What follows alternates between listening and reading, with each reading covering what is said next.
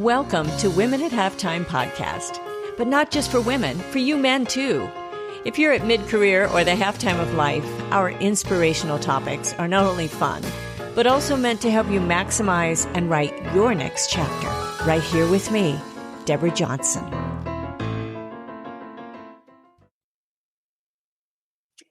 Well, hello. Today, this is our second article on purpose, and we're going to talk about discovering your purpose. And when we were young, we were asked, well, what do you want to be when you grow up? We received messages, explicit or implied, from others about what we should or what we shouldn't become, and what others wanted or expected from us, and what the normal or the right path entails. Well, then we started on our path. We applied for additional training and schooling, followed a talent in sports or arts, or we pursued an interest in business or science. Maybe joined the military, the Peace Corps, or a mission. And we chose a location to live, or it chose us. And we made those commitments to other people, to spouses, partners, and to children. But what if we now determine that those decisions, they no longer fit us, or they no longer really meet our needs? Many times this happens at mid-career or the halftime of life. And we now may question our choices and even berate ourselves for poorly considered decisions. We feel stuck in our current situation due to the choices of our past. Well, from a constructive perspective, we cannot change our past. But the best thing we can do is determine and work toward what we wish for our future selves. It is really not too late. And we can view decisions from the past as learning experiences and life lessons. And many times those are wonderful experiences. And we can move forward with great and greater intention. But what if you don't know where you want to go? And what if you're getting by and you don't feel like you have the luxury to think about purpose? And what if you don't feel particularly compelled by one strong purpose? Well, I'm going to answer some of those questions today. And in my Roundabout Hero series, I share how those three P's, the position, the perspective, and the purpose, they are key components in helping you get unstuck and off your roundabout. And in my first article about purpose, it discussed what purpose is and how having a strong purpose provides many positive benefits, including a longer, healthier, and happier life. With the studies on health, were pretty amazing and telling. And this article and this podcast and video today will cover ways in which you can discover your purpose. So let's kind of dig in here on discovering your purpose. We all want to feel like we're doing something valuable with our time and talents. I mean, I definitely do. I don't want to waste time.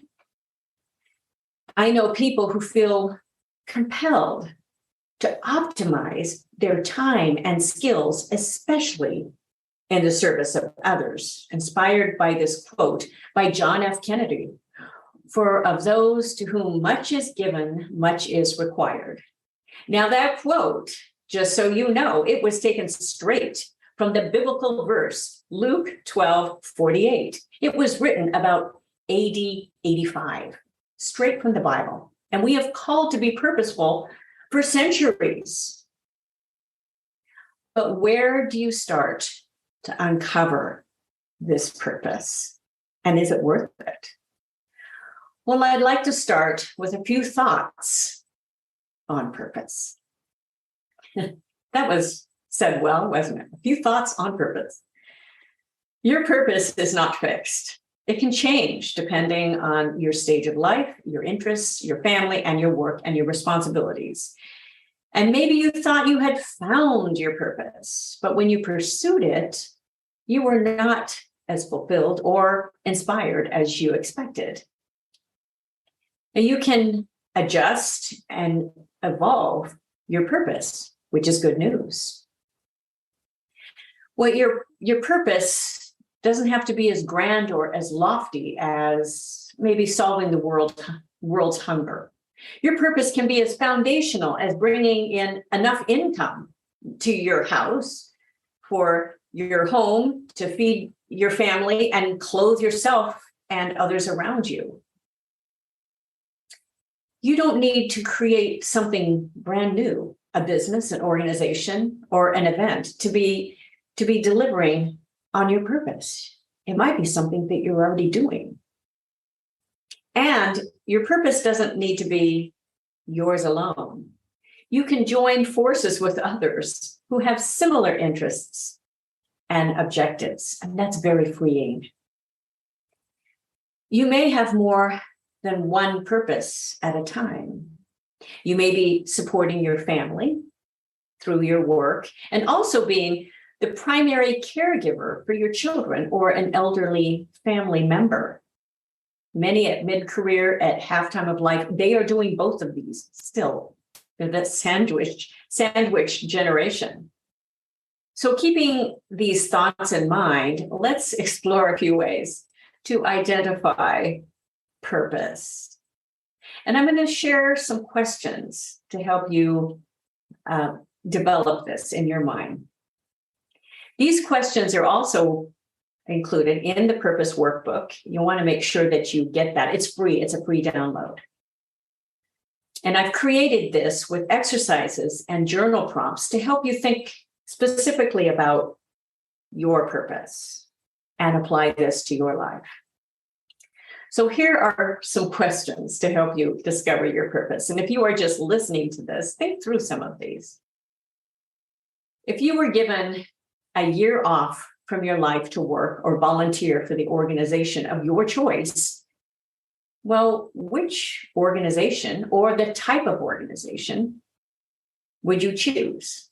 If you had that freedom, financial freedom, freedom of time, a full year. And what kind of work would you like to do for that organization? So as you look at this, you want to define a couple things. What skills do you have that you could apply to that work that you already have? And then what skills do you need to develop to do that work? And what problem would you like to help them solve? What location or locations would you like to work? It's a very good question. And then answer this question. Why would you like to do this work or serve this particular cause? Is there something from your life that makes that especially important to you? Is there a reason that you want this for the future? Maybe for your children or for future generations? Is there something that's driving you? And another really good question to ask yourself is, what skills do you have that you might teach to others? And who might benefit from learning the skills that you have? I find this very applicable in my business. Another question here. If you were able to go back to age 18 or 22 or 30, how would you structure the path you took differently? And what kind of work could you have selected to pursue? Many of you wouldn't change a thing, and I think that's wonderful. And then name 3 specific causes that you believe in. What excites you the most about the work that they do and the impact that they have? And if you could do anything you wanted, not just for the next year, but the next 5 years, what would it be? And here's a really good one. Did you have a dream that you gave up due to life circumstances? What was that dream? And what would it take for you to now pursue that dream or something similar? Or maybe that dream is no longer a dream of yours. So as you think through the answer to your questions, I want you to write down in those journal prompts, I want you to write down 3 answers for each of the categories that I give you on the journal prompt. And so I've named these: the type of organizations I'd love to work with, type of work I'd love to do. Answer those questions for yourself. Skills I need to develop to do the work. Those are all important questions. Locations, where I'd love to work. In my life, I'm really doing what I love to do right now, and I'm in a good location. And within your answers, you'll find insights into what energizes you. And in those insights, you are closer to defining your purpose. Now, for me, for my life, finding my purpose, it did take reflection. I'm a fast mover, I'm a type A, but I stopped to think.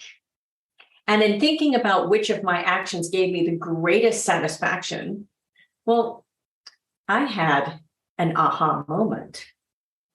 And I realized that my purpose was what I was already doing in multiple aspects of my life.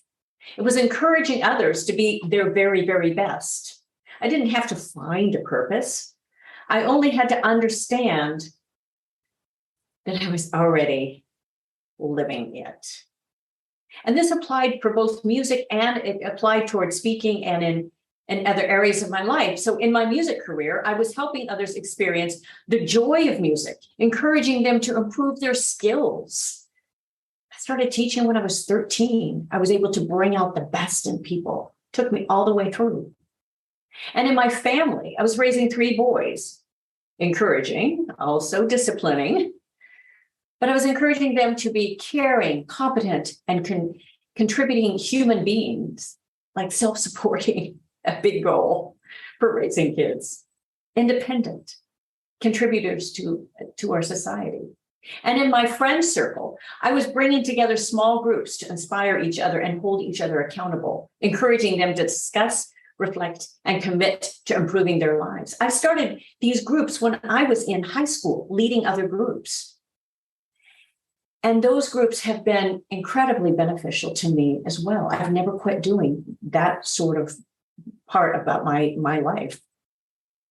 And in my writing, these articles that come out weekly that I've done for years, and my podcasting, I was creating content to inspire others, encouraging them to take positive action in applying their skills, experiences, and resources to become unstuck. I didn't just focus on getting gigs. That was important. I've had plenty of gigs. I've had plenty of engagements, live engagements. So as you move forward in defining your purpose, I have a few more thoughts to share. There are many resources you can tap in to understand what best fits for you. Talk to others who are doing the type of work that interests you. Does their work appeal to you? So volunteer opportunities, they are abundant, and you can always test drive different options without having to make this long-term commitment. The process of finding your purpose, it can be disappointing at times. Maybe you thought you knew what you wanted, but it didn't turn out to be your thing. Well, don't be discouraged.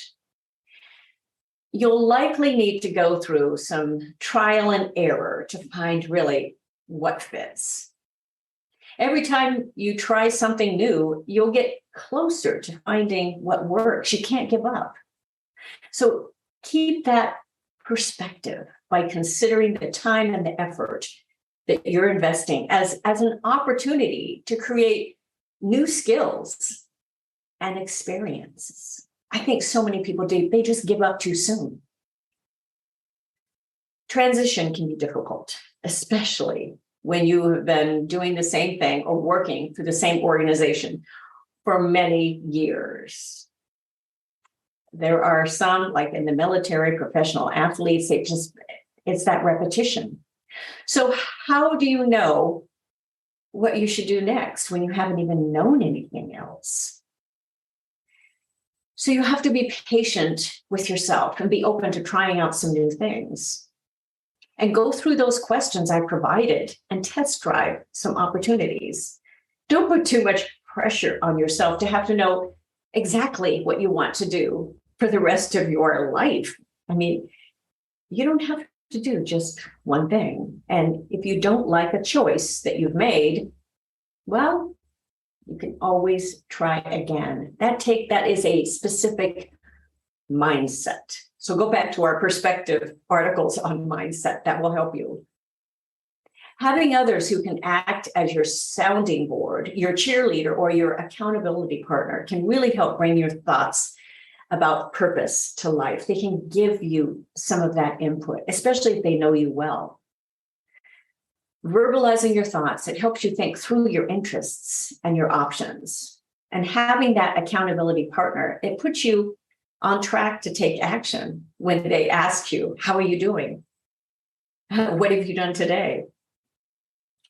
So finding your specific purpose, it can be challenging, but the benefits of finding and living out your purpose, it really can change your life.